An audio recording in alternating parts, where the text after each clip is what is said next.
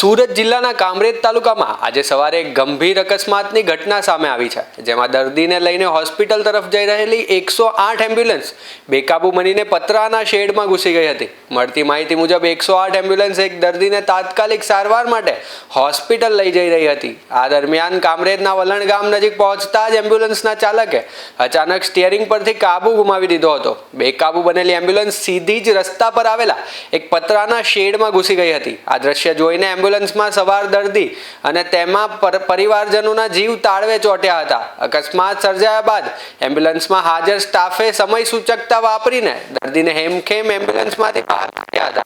આ ઘટનાના CCTV footage પણ સામે આવ્યા છે, જેમાં એમ્બ્યુલન્સ શેડ સાથે અથડાતી જોઈ શકાય છે। મોટી કોઈ દુર્ઘટના ટળી જતા આસપાસના લોકો અને પરિવારજનોએ રાહતનો શ્વાસ લીધો હતો। હાલ આ મામલે આગળની તપાસ હાથ ધરવામાં આવી છે।